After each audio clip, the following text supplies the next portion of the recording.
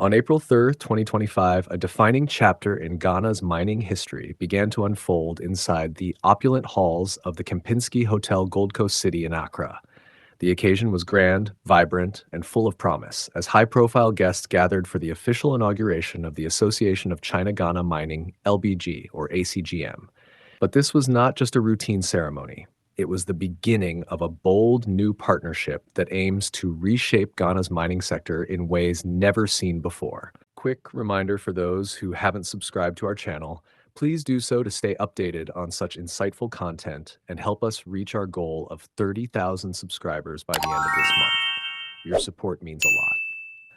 What unfolded that day represents more than formal speeches and diplomatic handshakes. It was the opening act of a joint commitment between two nations with a shared ambition to promote responsible mining, drive innovation, and address long-standing challenges that have plagued the industry for decades. The air was charged with anticipation as cultural performances by the Atitiru Cultural Troupe set the tone for what would become a landmark moment in Ghana's economic trajectory. With a theme built on responsibility, sustainability, excellence, and growth, the event was anything but ordinary. Ministers, parliamentarians, top executives from the mining industry, and influential business leaders filled the room, signaling the high stakes and broad implications of this new collaboration. The Chinese ambassador to Ghana, His Excellency Tong Defa, stood alongside leading Ghanaian government officials and business moguls like Ibrahim Mahama, the CEO of Engineers and Planners, as they collectively pledged their commitment to this ambitious undertaking.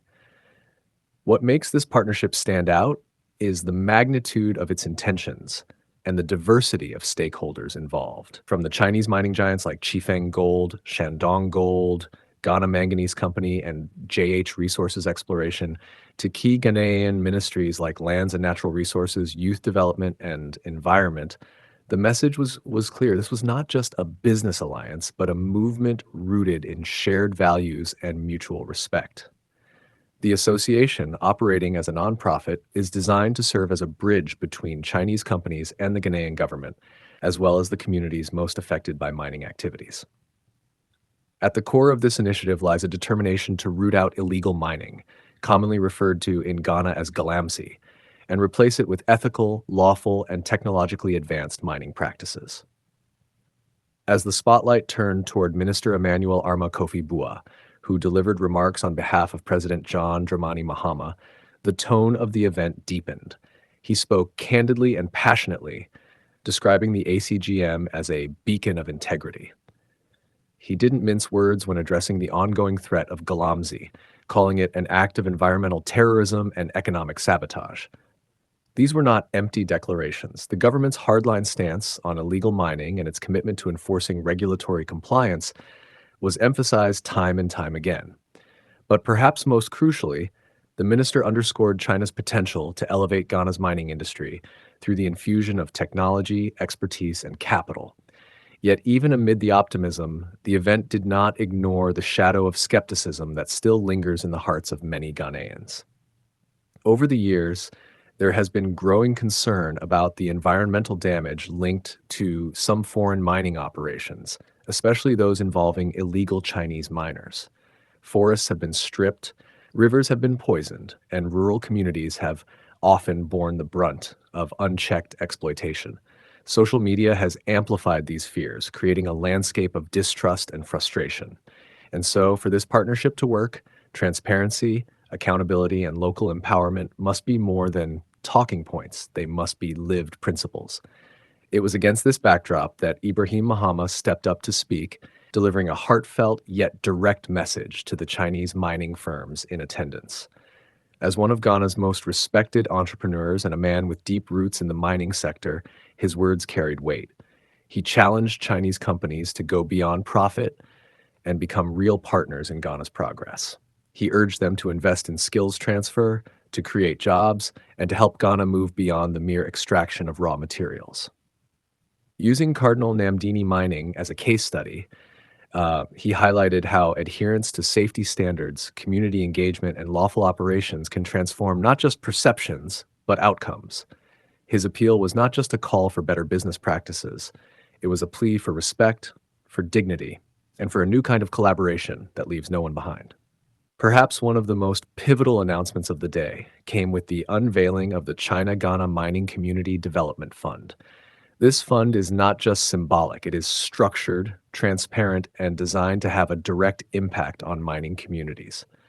Its objectives include supporting education, promoting environmental sustainability, boosting local infrastructure, and empowering the youth through initiatives like the Youth in Mining program. These efforts aim to correct decades of imbalance, where wealth generated from the ground often failed to trickle down to the very people who lived closest to the mines. If implemented faithfully, this fund could be the game changer mining communities have long waited for. The man tasked with steering this vision, Tang Zhenjiang, the chairman of the newly formed ACGM, seemed fully aware of the enormity of the task ahead. His remarks were measured but firm, emphasizing unity, cooperation, and shared responsibility.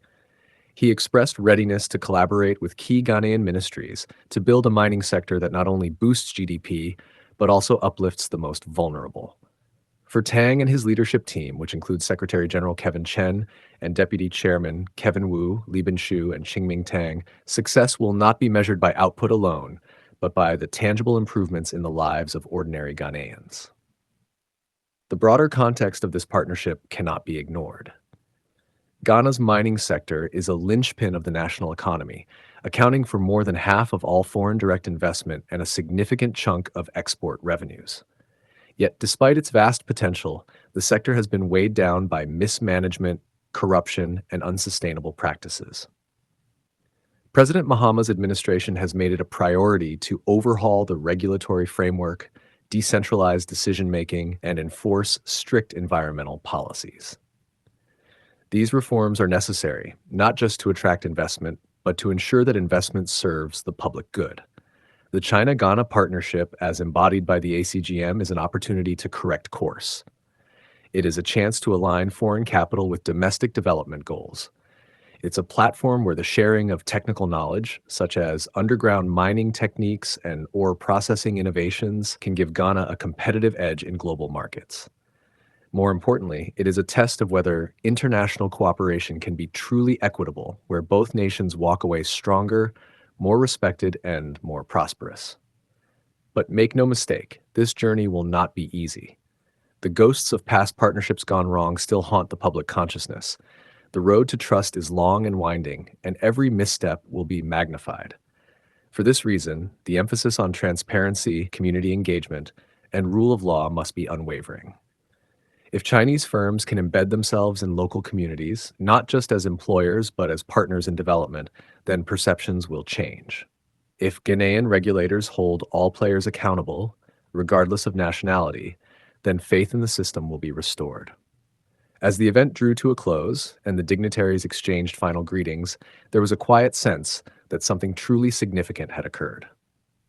Not just the birth of a new association, but the birth of a new mindset, one that recognizes that mining, when done right, can be a force for good, that Ghana's mineral wealth is not a curse, but a blessing, if managed with wisdom, courage, and vision, and that in the 21st century, partnerships must be built on trust, not exploitation, on collaboration, not conquest. In the words of Ibrahim Mahama, the time for Ghana to rise and own its mining destiny. On April 3rd, 2025, if today is your first time watching this channel or you are returning to this channel for the exciting content, please subscribe to the channel for more educative and developmental projects across Ghana and Africa as a whole. Do you want to know about the state of a project in Africa? Then make sure to like and comment the name of the project you would like us to talk about and its current state.